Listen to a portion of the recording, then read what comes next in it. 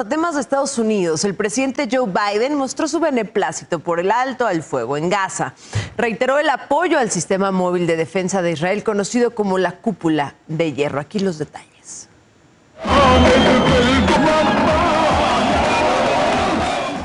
El presidente de Estados Unidos alabó el cese al fuego entre Israel y el grupo palestino Hamas.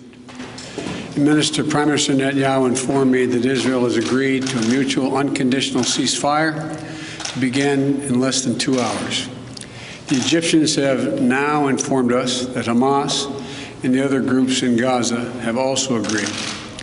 Biden reiteró que Israel tiene derecho a defenderse y se comprometió a reabastecer el escudo anticohetes.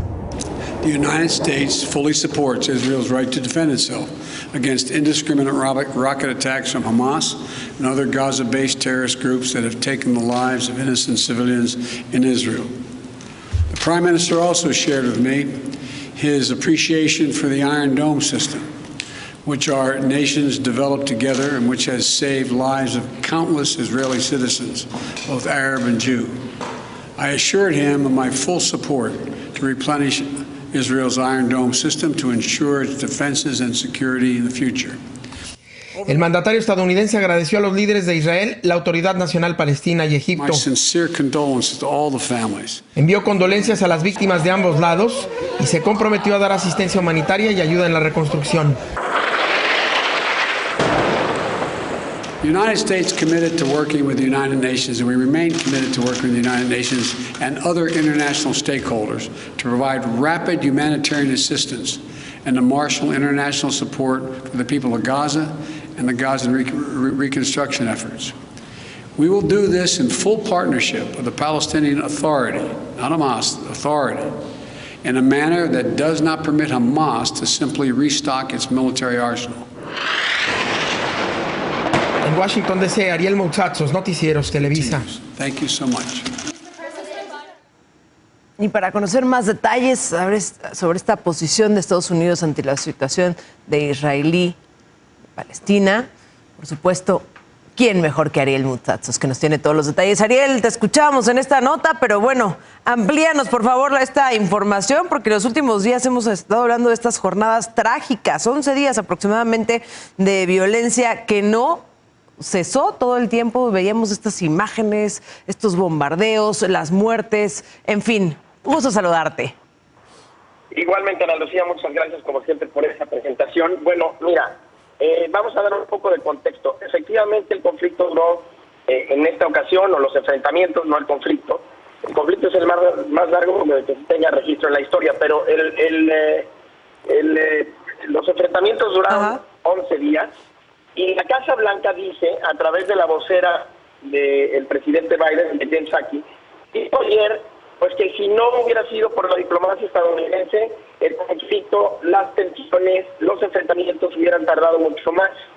Eso por un lado. Por el otro lado, hay aquí, quizás como pocas veces antes, presiones de un lado y del otro y comentarios encontrados, porque aunque en general los Estados Unidos apoyan siempre a Israel en este conflicto, cuando hay un gobierno republicano el apoyo a Israel es mucho más decidido, normalmente mucho más fuerte que con los gobiernos demócratas. Sin embargo, en esta ocasión, dado que el presidente Biden es considerado moderado, se esperaba que hubiera quizás un poco más de balance. Lo que ha sucedido es que el presidente Biden parece republicano, ha apoyado a Israel al 100%, dijo que tenían derecho a la legítima defensa, como ya escuchamos en la nota, dijo que iba a reabastecer el sistema de defensa anticohetes y antimisiles conocido como el Iron Dome, y ello ha generado al interior del Partido Demócrata pues varias críticas por la posición que ellos ven un poco más cargada hacia Israel o más cargada hacia la posición conservadora en sentidos de la diplomacia estadounidense en este conflicto. Por lo demás, la verdad es que sí ha cambiado también un poco, la moderó, la matizó levemente durante estos 11 días.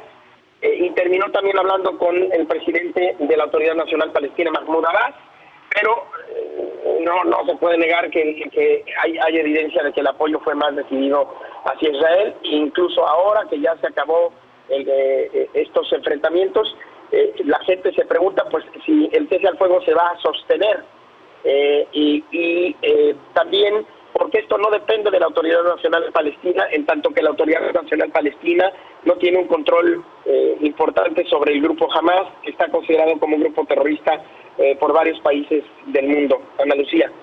Oye, Ariel, y lo que es un hecho entre que si se inclina el apoyo, en este caso específico, estamos hablando de Biden, de Estados Unidos, pero bueno, entre que si el apoyo es específico para un país o para el otro, para una parte o para la otra, lo que sí es una realidad es que pues inocentes están perdiendo la vida. Se habló más de 200 personas muertas, más de 1,200, 1,300 personas heridas, entre ellas, por supuesto, también hay niños. E insisto, estas imágenes, Ariel, que no me dejarás mentir, fueron realmente impresionantes, sobre todo las imágenes de las noches, en donde se veían estos misiles que cruzaban el cielo, que iluminaban el cielo, que incluso había fotografías en donde parecía que era de día, de tal cantidad de misiles que se estaban lanzando sin cesar, y también escuchar los testimonios de las personas, en este caso israelíes, que decían que empezaba a sonar la alarma y que podían correr estos refugios, bueno, que tienen que correr estos refugios, saben qué es lo que tienen que hacer,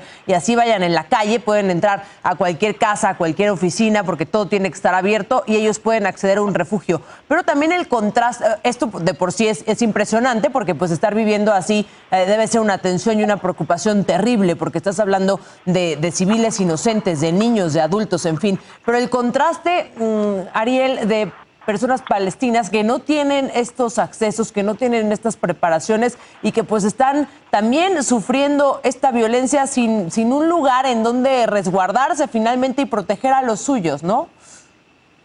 Absolutamente. Además hay que decir, y esto no lo digo para apoyar a uno o a otro, es simplemente un hecho, habiendo cubierto el conflicto en 2 episodios importantes. En 2001 estuve por allá cubriendo el asalto a la mucata de Yasser Arafat en Ramallah, y después en 2003, cuando estaba la cosa más o menos en paz, Israel, el ejército israelí, las fuerzas de seguridad israelí tienen un control muy importante sobre los puntos de acceso a la Franja de Gaza y, por supuesto, a Cisjordania. Entonces, como tú dices, el problema es que a veces lo que ocurre es que muchos de los palestinos son también víctimas de grupos, unos dirían no son víctimas, el grupo extremista Hamas está defendiendo la causa palestina, pero otros dirán que no, que es un grupo efectivamente terrorista, depende de la posición que el auditorio que nos escucha tenga,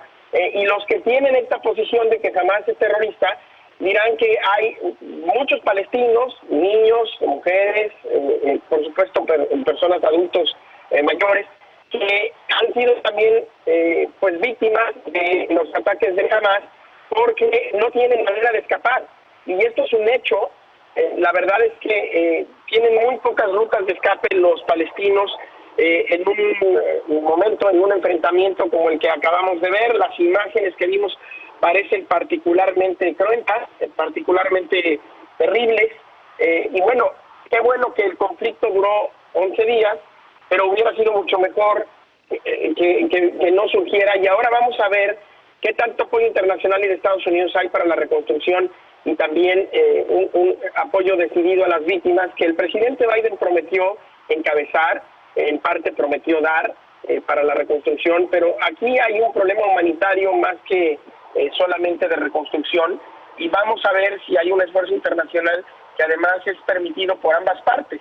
Y con ambas partes no me refiero a la Autoridad Nacional Palestina y al gobierno israelí, me refiero más al gobierno israelí, porque el presidente de Estados Unidos ya ha dicho que no va a cooperar con Hamas, que está considerado en este país un grupo terrorista, para llevar a cabo este esfuerzo de reconstrucción, que lo harán de la mano del gobierno de la Autoridad Nacional Palestina encabezado por Mahmoud Abbas.